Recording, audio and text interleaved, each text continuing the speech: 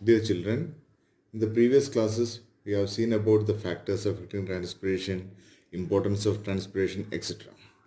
Now, in this chapter, we'll need to study about minerals. The importance of minerals. First, we'll see the importance. Why the plants require minerals. First, we'll see what are minerals. Minerals are solid substances that are present in nature. It can be one element or a combination of more elements. Minerals are solid substances that are present in nature. It can be one element or a combination of more elements. Second point, inorganic elements which plant obtain from the soil are in the form of minerals. The inorganic elements which plants obtain from the soil are in the form of minerals. Now, next, more than 60 elements are found in different plants, but only 17 elements are absolutely necessary for normal growth and development of a plant. Last point, the elements which are necessary for growth and development of plant are called essential elements. Next is non-essential elements. Non-essential elements are those elements which are not needed by the plants for their growth, or they are needed in very minute quantity. Next, depending upon the quantity of essential elements required by plants, these elements are divided into two categories: macronutrients and micronutrients. Now we'll see what is macronutrient.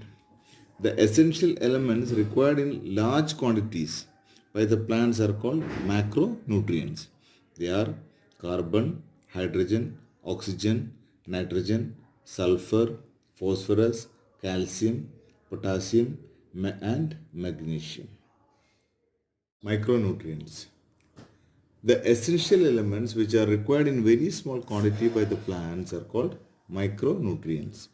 They are also called trace elements. Iron, manganese, copper, boron, zinc, molybdenum, chlorine, and nickel are micronutrients. Now, we'll see the role of micro and macronutrients in plants. It is helping in the permeability of cell membrane first. Second, it helps in maintaining the osmotic concentration of cell sap. Third, components of protoplasm and nucleic acid like DNA and RNA, cell wall, etc. Then protein synthesis, photosynthesis, and respiration. In all these processes, plants require certain elements. Now next, opening and closing of stomata, the opening in the leaf. And for the growth and reproduction also, the plants required all these nutrients.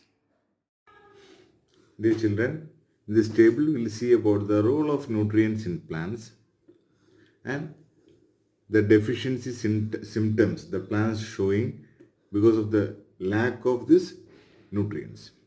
Now we'll see one by one. First we'll see the macronutrients. First, nitrogen. Nitrogen is a nutrient because the plant required in a large quantity. So what is the role of nitrogen in plant? The nitrogen constitutes proteins and nucleic acid. DNA, RNA. You might have heard about DNA and RNA, nucleic acids. All these are composed of nitrogen. And if the plant is lacking nitrogen, they will show some symptoms. It's called deficiency symptom. What are the deficiency symptoms? They will show poor growth. They will not grow properly, and the leaves are become small leaves, delayed flowering, purple spots on leaves, yellowing of old leaves or chlorosis. All these are the symptoms which the plant will show because of the lack of nitrogen. Now, the second one we'll see about sulfur. Sulfur constitutes some proteins, enzymes, vitamins, and chlorophyll. And the deficiency due to the lack of sulfur is chlorosis. Chlorosis, we said, yellowing of old leaves. Now, chlorosis and curling and yellowing of leaves. Even I have seen in plants, the leaves are becoming yellow. And yellowing of old leaves also is called chlorosis. All these are because of the lack of sulfur. Then the next is phosphorus. The next type of macronutrient is phosphorus. It is a constituent of nucleic acid and nucleoproteins. Because of the lack of phosphorus, the plants will show stunted growth. Stunted growth means it will not grow properly. The growth will stop. Stunted growth.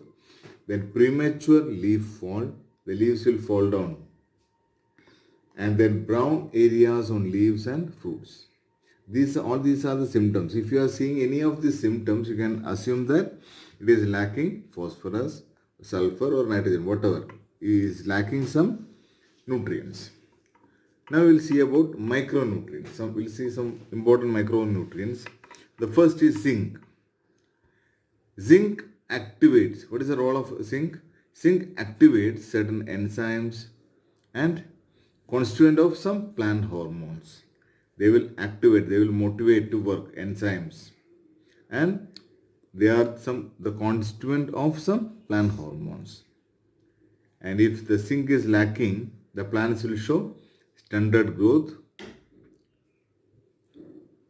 D-shaped leaves, yellowing of leaves.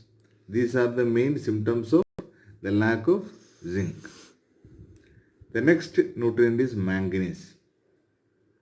The role of manganese in plant is they have a role in chlorophyll synthesis and in nitrogen metabolism. Production of chlorophyll and the nitrogen metabolism is the role of manganese. If manganese is lacking by the plant, it will show yellowing of leaf and spot on leaves. The leaf you are seeing any spot, you can understand that it is lacking manganese. Now next is micronutrient is boron. Micronutrient means the nutrients which are required in a very less quantity. So boron. The role of boron in plant is translocation of enzymes. Translocation means the movement. The solid things are moving by the process called translocation.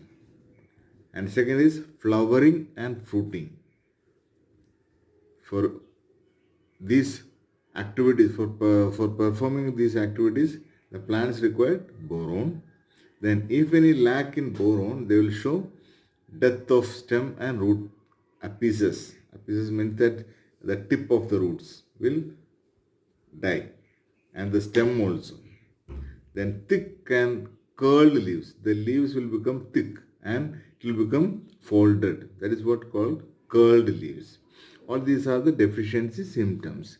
You see this table properly. Now, we will recap the main points what we learned.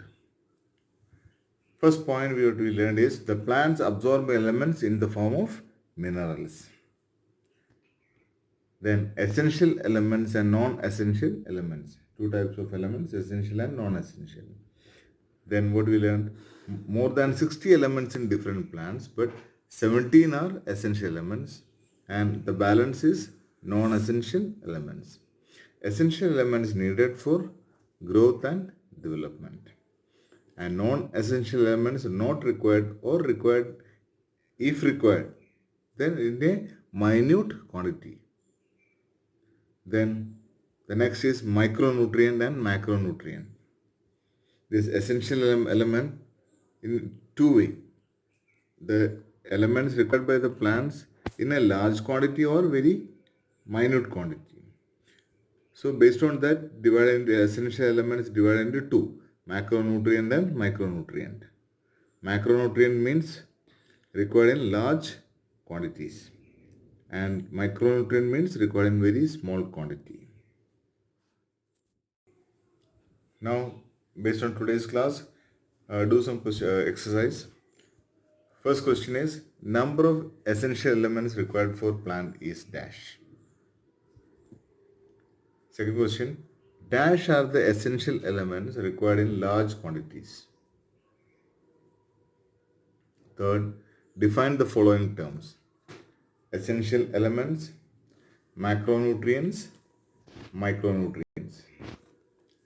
And fourth question, write any four roles of macro and micronutrients. And last one is prepare a table of deficiency symptoms in plants and the role of nutrients.